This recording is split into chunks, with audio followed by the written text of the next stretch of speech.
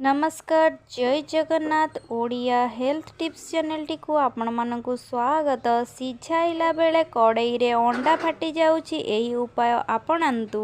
अंडा सिझाइबा प्राय समस्त को सहज लगे किंतु जेते बेले रोसई घरे याकु सिझाइबा समय आसे अधिकांश लोक चिंतारे पड़ी जांती कारण अंडा अधिक सिझाइले फाटी जाई थाए। एग बॉयलिंग टिप्स जदि आपण भी अंडा सिझाइबा बेले समस्यार सम्मुखीन हेउचंती तेबे एही टिप्स जानिबा आपणक पई लाभदायी हेबो। जेतेबेले आमे गरम पानी रे अंडा सिझाइबा पई पकाई थाउ अत्यधिक तथा पानी फुटिबा अंडा गुड़िक मध्यरे कंपन सृष्टि हेबाकु लागे जहा फଳରେ यार उप अंश फाटी जाई थाए।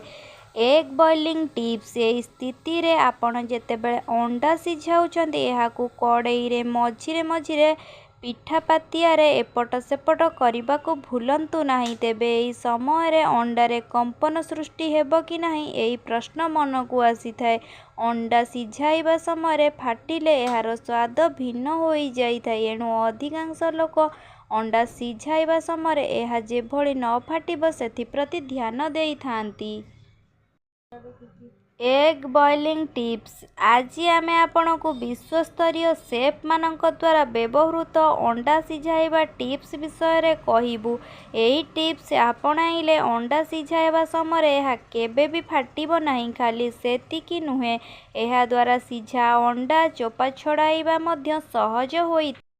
अंडा सिझाइबा समय प्रथमे पानी गरम करंतु नहीं। प्रथमे उषुम पानी रे अंडा को पकांतु या परे ही अंडा को एथिरे पकांतु। ध्यान दियंतु जे भली सबु अंडा पानी रे ठीक भाबरे बुड़ी रहुथिबो एणु कड़ाई किंबा कुकर रे पर्याप्त पानी रख। वर्तमान एही पानी रे गोटिए चामच लूण गोटिए चामच लेंबू रस किंबा भिनेगार मिसांतु। एहा परे घोड़ाई अंडा को सिझिबा को छाड़ी दियंतु। जदि नरम अंडा चाहुचंती तेबे मात्र 3 मिनिट पर गैस बंद कर दियंतु। जदि मध्यम धरणर अंडा सिझा चाहुचंती तेबे 7 मिनिट रे गैस बंद कर दियंतु। जदि आपण संपूर्ण अंडा सिझा खाइबा को इच्छा करूछंती तेबे याकु 9 रु 12 मिनिट पर्यंत सिझाइबा को भूलंतु नहीं। एहा परे सावधानतार सह याकु बाहर को काढ़ी नियंतु। एहा परे एथिरे आधा चामच लूण भी मिसाई पारिबे। जदि आपण याकु 20 मिनिट फ्रिज रे रखि नेबे अति सहज रे अंडा चोपा छाड़ी जाइथिबो। तेबे जदि आपण गरम अंडा खाइबा को चाहुचंती तेबे तुरंत एहार चोपा छड़ाई खाई पारिबे।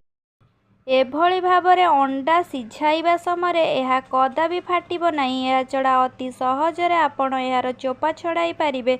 एही टिप्स आपणक काम को आहुरी सहज करिदेबो।